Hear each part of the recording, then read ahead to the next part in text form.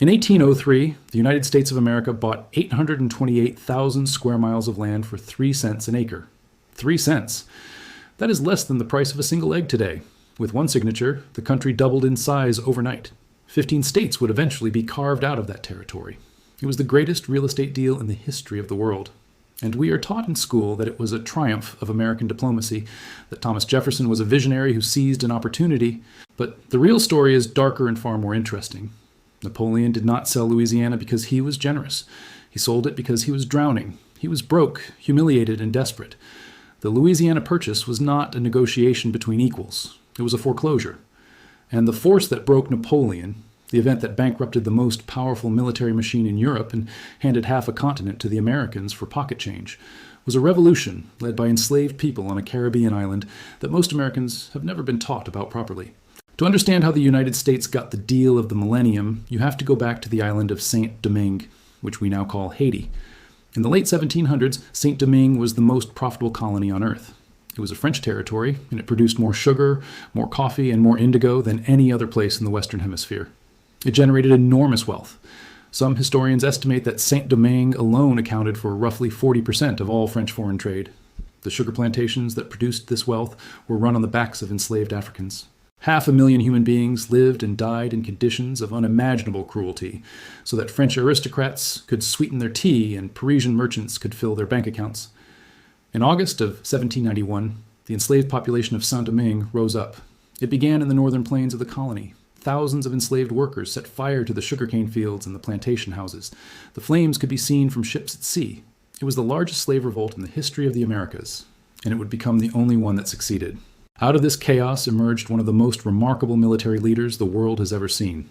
His name was Toussaint Louverture. He was born into slavery, self-educated and brilliant. He organized the formerly enslaved population into a disciplined fighting force. Over the next decade, he defeated the Spanish, expelled the British, and outmaneuvered the French colonial authorities. By 1801, Toussaint had taken control of the entire island. He wrote his own constitution and declared himself a governor-general for life. Now, while all this was happening in the Caribbean, a young general named Napoleon Bonaparte was rising to power in France. Napoleon had grand ambitions. He did not just want to dominate Europe. He wanted to rebuild the French Empire in the Americas. His plan was breathtaking in its scope. Saint Domingue would be the jewel, the sugar factory that generated the cash. Louisiana, the vast territory stretching from the Mississippi River to the Rocky Mountains, would be the breadbasket. It would supply the Caribbean colonies with food and timber, creating a closed economic loop that would make France the dominant power in the Western Hemisphere. Louisiana was the key to the entire strategy, but Louisiana only had value if Saint Domingue was producing sugar. Without the sugar profits, the territory was just an empty wilderness, costing money to administer and defend. The Caribbean colony was the engine. Louisiana was the cargo. If you lost the engine, the cargo was worthless. In 1801, Napoleon made his move. He assembled the largest military expedition that had ever crossed the Atlantic. He sent nearly 60,000 soldiers under the command of his own brother-in-law, General Charles Leclerc, to retake Saint Domingue, crush the revolution, and restore slavery. It was the finest army in the world at the time.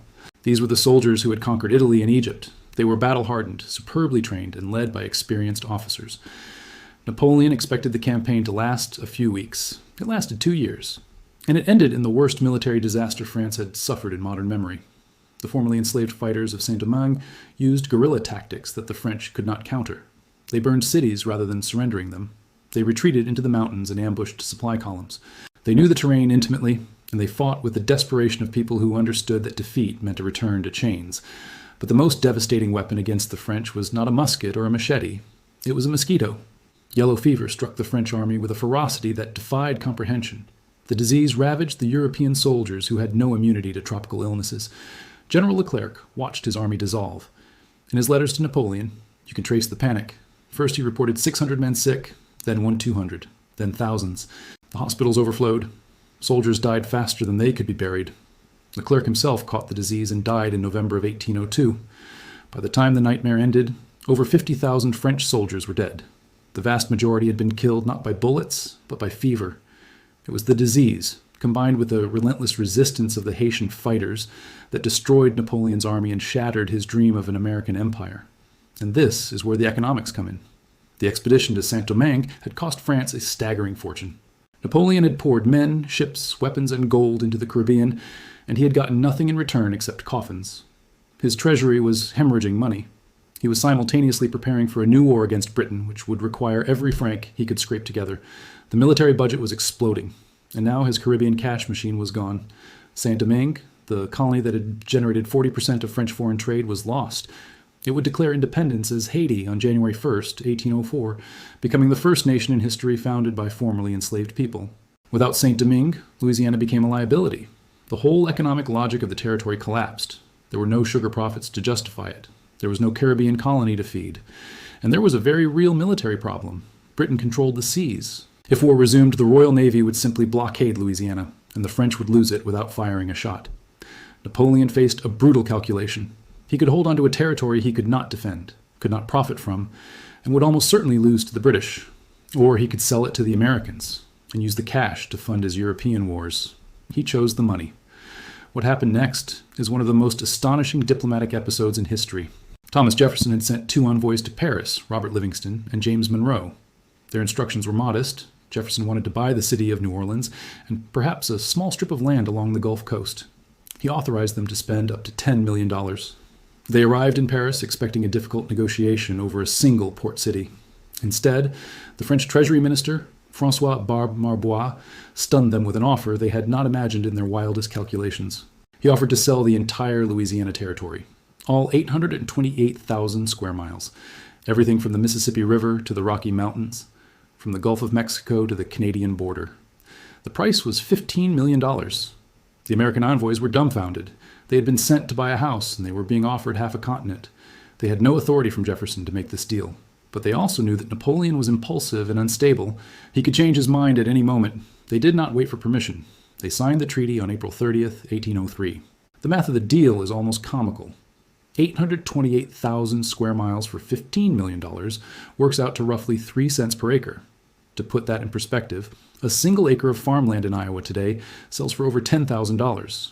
The Americans bought 15 future states for less than it would cost to buy a modest apartment in Manhattan today. And even the $15 million price tag was not what it seemed.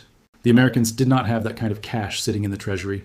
They financed the purchase through bonds arranged by 2 European banking houses, Baring Brothers of London and Hope and Company of Amsterdam.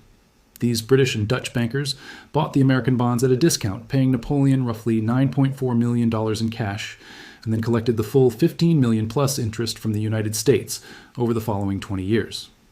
Think about the irony of that arrangement. Britain was about to go to war with France, and British bankers were financing the very deal that put cash in Napoleon's war chest. Money has no nationality. Money has no loyalty. Money goes where the return is. Napoleon knew he was being fleeced. He knew the territory was worth far more than $15 million. But he was a military man, not a businessman. He needed cash immediately to fund the invasion of Britain he was planning, and a dollar today was worth more to him than $100 in 10 years. He reportedly told his ministers that the sale would give the Americans a maritime power that would eventually humble the pride of England. He was using the Louisiana sale as a strategic weapon against Britain, even as British banks financed the transaction. For the United States, the purchase was transformative beyond anything Jefferson could have foreseen. The country doubled in size overnight. It acquired the port of New Orleans, which controlled the commerce of the entire Mississippi River Valley. It gained access to the western frontier that would fuel American expansion for the next century. The Lewis and Clark expedition, which Jefferson launched immediately after the purchase, was essentially a corporate survey of the new acquisition. They were mapping the assets.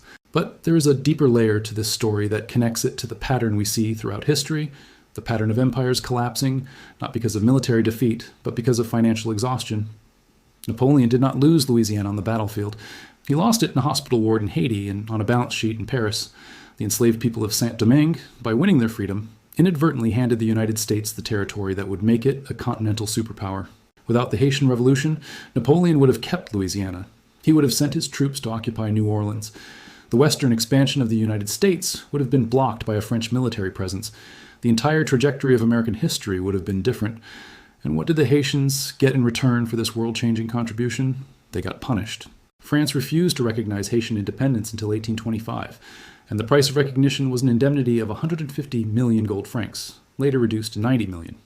This was supposed to compensate the French slave owners for the loss of their property, meaning the formerly enslaved people were being charged for the crime of freeing themselves. Haiti borrowed from French banks to pay French slaveholders, with interest going to French investors. The debt was not fully paid off until 1947. The nation that made the Louisiana Purchase possible was bankrupted for a century and a half as punishment for its own liberation. The Louisiana Purchase is celebrated in American history as a moment of genius. And it was an extraordinary deal. But it was not a negotiation.